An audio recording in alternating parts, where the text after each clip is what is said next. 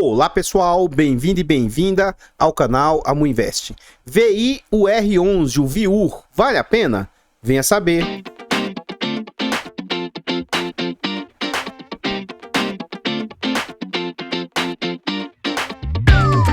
Então, pessoal, antes da gente saber mais a respeito desse fundo imobiliário, eu gostaria de pedir humildemente, por favor, deixa o like no vídeo e comenta para nós. E aí, você conhece esse fundo imobiliário? Você sabe quem é a gestora, segmento de atuação? Você já investe nesse ativo? Comenta, que seu comentário é muito importante para o crescimento e desenvolvimento do canal. Compartilhe o vídeo com as pessoas que você conhece, nos ajude a levar conhecimento e educação financeira a mais pessoas. Like, comentário e compartilhamento é de graça, não custa nada e vocês vão nos ajudar imensamente. Nós temos o grande objetivo de tentar alcançar 10 mil inscritos até o final desse mês. Se quiser nos ajudar, se inscreva no canal e ative o sino para ser notificado de todos os vídeos. Tá gostando do canal e quer nos apoiar financeiramente? Clique no botão azul de Seja Membro e de Aderir e saiba mais. A partir de 10 centavos por dia, acho que isso não vai apertar vocês, não vai onerar vocês, mas pra gente faz muita diferença. Tornando-se membro, você vai fazer jus a alguns benefícios, como acesso antecipado a vídeos, participa do grupo fechado do Telegram e tem preferência quando pede um vídeo aqui no canal. Desde já agradeço imensamente a todos vocês que colaboram. Nós temos um segundo grande objetivo, até o final do ano, a gente quer ver se eu consigo tirar uma certificação CEA. Essa certificação nos torna um profissional do mercado e eu posso fazer inclusive indicação de ativos. Essa certificação é cara, ela é lá em São Paulo, teria passagem, hospedagem, dentre outros. Quer nos ajudar nessa nossa parte aí? Faça-nos uma doação para o Pix do canal de qualquer valor. Qualquer valor doado será muito bem-vindo, amuinvest@gmail.com. Vamos lá. Eu tenho 2 canais secundários que a gente está tentando monetizar esses canais, tá? Se você quiser nos ajudar também nessa nossa empreitada, vá lá nesses canais secundários e se inscreva. A gente precisa chegar a 1000 inscritos. Muito obrigado a todos vocês que colaboram. Vamos lá, esse fundo imobiliário é um fundo de tijolo, é um fundo híbrido de tijolos. Ele é um fundo que foi lançado em maio de 2021, é um fundo de base 10, a Vinci é a gestora, mandato renda, e ele tem uma liquidez média, negócio diário, de mais ou menos 194 mil. É uma liquidez baixa, né? Baixa para média. Os usuários do site não dão nota, ele não faz parte do IFIX e ele conta ali com quase 2 milhões e 700 mil cotas. Esse PVP está distorcido. O PVP dele atual está em 0,80. O que isso significa? Significa que o fundo possui 258 milhões de patrimônio e o valor de mercado também está distorcido, tá? Ele possui valor de mercado de 197 milhões. Então é um fundo que hoje está na base 10, tá bom? Hoje ele está na base 10. O seu patrimônio está também distorcido. Hoje o seu patrimônio vale 9,58 e o mercado está aceitando pagar 7,32. Então essa diferença toda aqui dá 20% de desconto.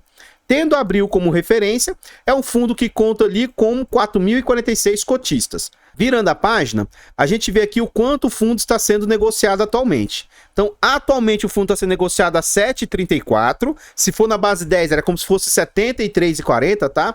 Ele atingiu uma mínima de 7,01, que é como se fosse R$ 70,10. E aí note que ele atingiu a máxima de 9,99, que é como se fosse ali os R$ 100, R$ 99.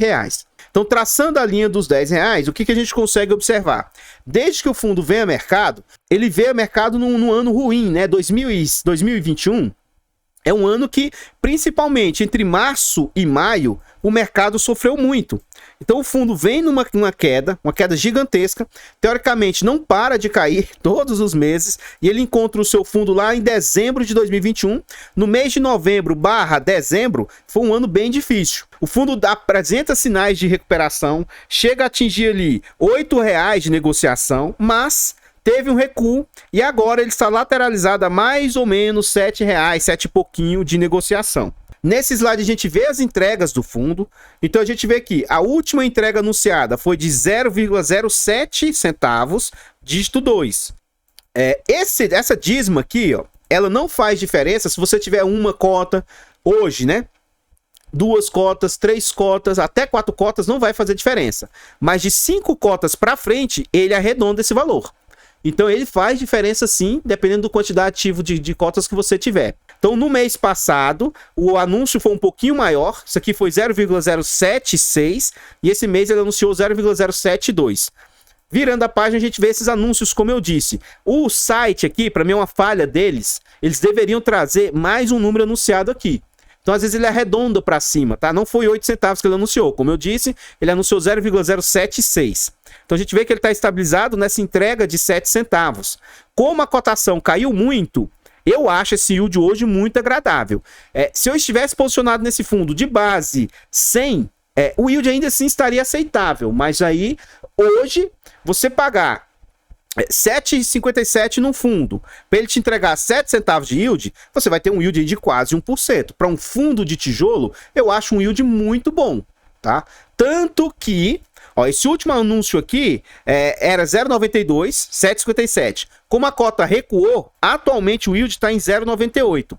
E ele vem com um yield acumulado de 11,34%. Para um fundo de tijolo, é algo muito fora do normal. Se esse fundo está pagando muito, nós temos que entender que tem um risco inerente a isso, né?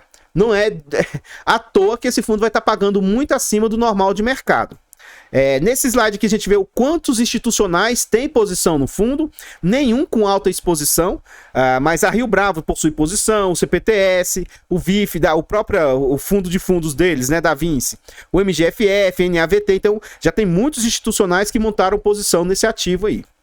E aqui a gente já está dentro do relatório gerencial. Tá? Vamos ler essa parte aqui que ele fala, ó, 1 ano desde o IPO do fundo e 4ª revisão de estimativa de distribuição. Então, assim, eu vejo isso aqui com bons olhos. Quando o fundo foi lançado, a estimativa de rendimento, ó, era de 0,0625. Se fosse na base 100, seria 62 centavos e 50. Eles aumentaram para 66, depois para 68, depois para 70 e atualmente a estimativa é de entrega de 0,076, tá vendo? A máxima é o guidance deles, o máximo é esse e a mínima de 0,07. Então essa última entrega anunciada foi dentro do guidance da perspectiva deles. Aí eles falam, há 1 ano, o fundo concluiu sua primeira emissão de cotas, que contou com a adesão de mais de 2.700 investidores e uma captação de 270 milhões.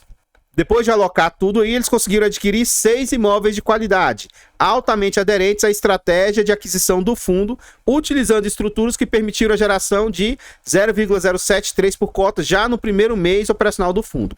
O fundo conta com contratos de locação com prazo elevado, ó, média de 9,4 anos. Isso aqui a gente vai ver com destaque lá dentro. Já fez 3 revisões aumentando a estimativa de dividendos. E na opinião do time de gestão, o portfólio manterá a boa performance apresentada até o momento, abrindo espaço para a 4ª elevação da estimativa de rendimentos. A rentabilidade esperada considera a atual situação do fundo e não representa, nem deve ser considerada garantia. Não há garantia em renda variável, tá? Porque tem outros fatores que influenciam aí. Aqui a gente vê a DRE do fundo. O que é que esse fundo cobra de taxa? Até quando ele tiver 500 milhões, ele vai cobrar 0,95, que é a atual situação do fundo. Quando ele passar acima de 500 milhões até 1 bilhão, vai cobrar 0,85, acima de 1 bilhão, 0,75.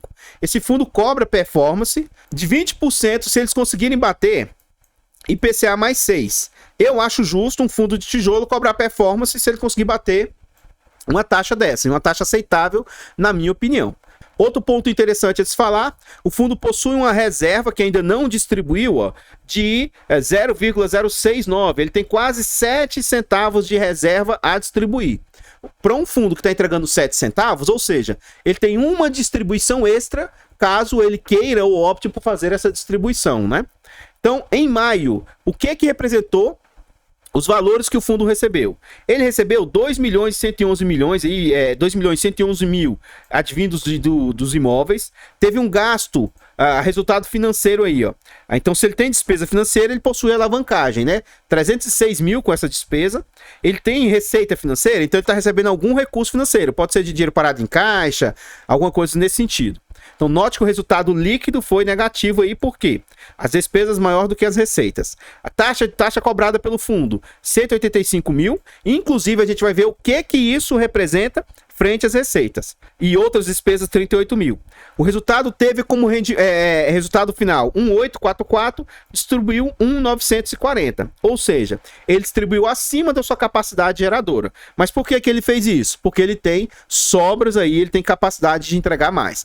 Vamos ver na prática o que essas despesas estão representando frente às receitas. Vamos lá, ó, 185 vezes 100, dividido por 2,111.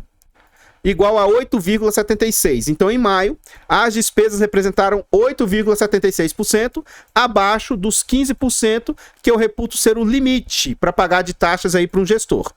Crivo de dividendo, na minha opinião, ok. Taxa, ok. E aí a gente viu que, por exemplo, o fundo está com uma baixa liquidez. Então, isso é um ponto de atenção que tem que se ter. Aqui, novamente, o guidance foi elevado, né? Segundo eles. Ele tem perspectiva de entregar entre 0,076 e 0,7 centavos rasos. E ele entregou, por enquanto, está conseguindo cumprir essa estimativa de rendimento aí. De novo, isso não é uma garantia, né, de entrega. Como que é a composição do fundo? E aqui, novamente, entre aspas, dá para se provar que o fundo possui alavancagem. Então, hoje o fundo tem imóveis, 349 milhões, dinheiro em caixa, ó, 32 milhões e dívidas a pagar, 125 milhões. Então, isso aqui é uma quantia bem alta frente ao patrimônio do fundo. Se a gente levar em consideração que o fundo possui de patrimônio aí, ó, 349 mais 32,6, ele tem 381,6 de patrimônio. Então, ó, 125,2 vezes 100 dividido por 350, 382, 381,6. A alavancagem do fundo está representando 32,8% de alavancagem. Um pouquinho acima dos 30% que eu reputo ser saudável. Então, de duas uma, como a gestão aqui não deixa claro como que vai ser feito esses pagamentos, a gente provavelmente esse fundo vai ter que em algum momento fazer emissão aí para pagar essas dívidas. Tem uma dívida vencendo aqui, ó, em fevereiro de 2022 venceu 7 milhões e meio aqui. Como já passou, acredito que isso aqui não era para estar constando aqui mais. Janeiro do ano que vem vai vencer mais 4 milhões e meio, mas esse ponto teoricamente é tranquilo que a princípio o fundo tem recursos para pagar isso. E aí vai vencer 113 milhões em março de 2033. Então essa aqui é a maior dívida, mas ela é de longo prazo. Mas pode ser que no meio do caminho precisem ser feitas emissões para pagar esse ativo aí. Aqui ele fala um pouco mais claro, deixa mais claro para nós, ó, 12 milhões o fundo precisa pagar no curto prazo em até 12 meses. Seriam 12 milhões aqui, ó. Só que, teoricamente, esse 7.500 aqui já venceu, né? Então, teoricamente, não teria 12 milhões. Porque o vencimento foi em fevereiro de 2022. Então, para mim, isso aqui está desatualizado, né? Não está certinho, não. Enfim. Como que chega ao patrimônio líquido de 258 milhões? Ora, você soma o que ele tem a receber e abate as despesas, que é essa obrigação, e o que sobra é o patrimônio líquido do fundo aí. Aqui a gente vê o seguinte, um ponto positivo é que o fundo está conseguindo repassar valores, né? Então a média, o aluguel médio que ele estava tendo por metro quadrado estava em torno de R$ 23,90, ele já conseguiu melhorar para 24,6, 24,7. Então isso aqui é interessante. Um fundo sem vacância, 100% ocupado e sem inadimplência. Pontos positivos também em relação ao fundo. Já calma que eu vou mostrar ponto negativo também. Aqui a gente chega no ponto negativo do fundo, tá? Por que esse fundo está pagando muito? Ele tem que pagar muito, ele tem alavancagem, geralmente a alavancagem no início, tá? Ela faz com que o fundo entregue mais resultado, mas chega um momento que isso pode impactar e diminuir as receitas do fundo, porque em algum momento você tem que pagar essa alavancagem, né? Então, outro ponto preocupante do fundo é essa concentração de ativos. Então, ó, ele tem 45% Ânima, 18% a Anhanguera, 15% Facamp, Le Biscuit 15%, esse laboratório alto aqui 8%. Olhando por essa ótica aqui, a gente vê primeiro, é um fundo que eu gosto, tá? Eu tenho ele na minha carteira fechada, é para ser um híbrido de tijolos, um renda urbana da vida. Só que por enquanto ele está com concentração no setor educacional. Por que eu até gosto da forma como ele está? Porque ele tem 3 distintos devedores, 3 distintos inquilinos. E aí eu vejo isso interessante porque ele não fica na mão de uma única empresa. Então, caso aconteça de uma sair, não vai sair provavelmente dos 3 imóveis. Então, isso é interessante, tá? Mas, ó, 78% do portfólio educação, não vejo isso com bons olhos. Agora, venhamos e convenhamos, é um fundo pequeno, que acredito eu que ele ainda vai crescer muito. E aí sim, eu acho que ele vai expandir para esses outros segmentos. Pelo menos assim eu espero. Então hoje eu estou me posicionando porque eu tenho perspectiva que ele expanda para esses setores aqui, ó. Se ele continuar em novas aquisições, comprando o setor de educação, aí isso aqui não me agrada, tá bom? Então é o risco que se corre, né? Enfim, 92% dos contratos hoje são atípicos, o que traz segurança, apesar de ter essa alta concentração, tem o ponto positivo dos contratos serem longos, e apenas 8% dos contratos são típicos. Ele tem diversificação em estados hoje, ó, 41% em São Paulo, 45% no Rio Grande do Sul e 15% lá no Maranhão. Esse Le Biscuit aqui é lá no Maranhão. E aqui a gente vê o prazo médio dos contratos. Em média, 9,4 anos. Esse WALT aqui é o prazo médio. Vai vencer um pouquinho ano que vem, 9%. Começa a vencer um percentual alto em 2024, que é 18%, e mais 8% em 2025. Então, durante esses 3 próximos anos, vai vencer uma quantia interessante aqui de contratos. Tem que ver como que a gestora vai se comportar em relação a isso aqui. Depois, vai passar um bom prazo sem vencer contratos, começando a vencer somente em 2033 e 2036. Então, eu vejo isso com... Tem que se observar de perto, porque isso aqui é risco, tá? Para o fundo. Pode vencer aí, ó, 18 com mais 8, 26, 35% dos contratos num horizonte aí de médio prazo, nos próximos 3 anos. E revisionais dos seus contratos. Então, revisional esse ano, né? 2023 vai ter mais revisionais, 2024 mais revisionais. Então, essas revisionais aqui podem ser positivas para trazer mais reajustes para os contratos do fundo. Ele tem... Eu fiz essa crítica recentemente o relatório da Equitare, fiz também o relatório verdinho, não vou me lembrar agora, mas um dos que me chama atenção negativamente é o da Equitare. Poxa, aparentemente acredito que seja IPCA, mas essas duas tonalidades de azul não ficam claras. Gente, taca um vermelho aqui, um rosa, um amarelo, um trem que não tem a mínima chance de confundir um com o outro, né? Aparentemente, 100% dos contratos são indexados a IPCA, né? Ai, Amu, mas se você olhar lá na frente, você vai ver... Cara, esse gráfico aqui é justamente para que não tenha a mínima chance de você confundir, né? Eu sei que eu tô sendo chato, mas sim, sei lá, né? Eu acho que quanto melhor for, mais transparente. Eu acabei de trazer um relatório agora do... que eu elogiei muito. Ah, tá, do SDIL. Cara, que relatório top. E olha que eu sou chato com a Rio Bravo, mas a Rio Bravo tem melhorado muito os seus relatórios. E o SDIL aí, o Rio Bravo /Telos, que relatório top. Você bate o olho na maioria dos gráficos lá, você não tem dúvida de nada, fica tudo muito bem explicado, muito bem... As informações ficam claras, sabe? Então, eu acho que os fundos ainda têm muito a melhorar na comunicação com os seus cotistas aí. Então, pessoal, o que eu tinha para trazer a respeito do VIUR são somente essas informações. Eu gostaria de pedir e reforçar, por favor, vá lá no canal secundário e se inscreva, ajude a gente a chegar a 1000 inscritos. Desde já agradeço imensamente a todos vocês aí, tá bom? Deixa o like aqui no vídeo e comenta. Você gostou do VIUR? Eu gostei muito porque ele veio para base 10, é um fundo de tijolo de base 10. Acredito que esse fundo tem muito a melhorar, eu gosto da gestora. Tem pontos fortes e pontos fracos. Eu demonstrei vários pontos positivos e vários negativos. Então, caso você entenda que esse fundo seja do seu agrado, cuidado com esses pontos negativos aí, que isso pode causar alguma dor de cabeça para você se ocorrer algum percalço no meio do caminho aí, tá bom? Eu gosto, pretendo talvez levar esse fundo lá para carteira pública também, tá? Mas esse meu ponto de vista não significa indicação de compra, venda ou manutenção do ativo, tá? Por favor, compartilhe o vídeo, ajude-nos a levar conhecimento e educação financeira a mais pessoas. Like, comentário, compartilhamento é de graça, não custa nada e vocês vão nos ajudar imensamente. Ajude-nos a chegar a 10 mil inscritos até o final do ano, até o final desse mês. Torne-se membro do canal a partir de 10 centavos por dia.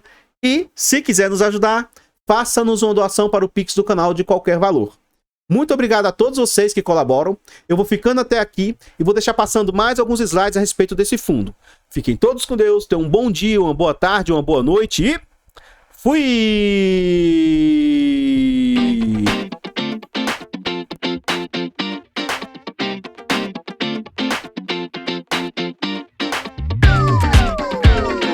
Artlist.io.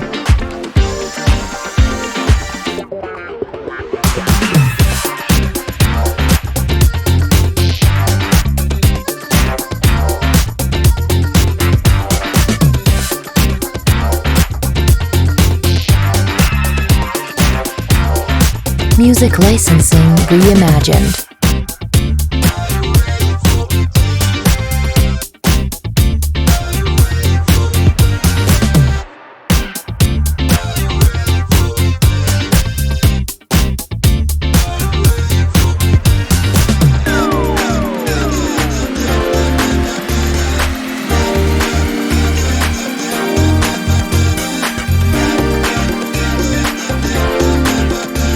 Artlist.io.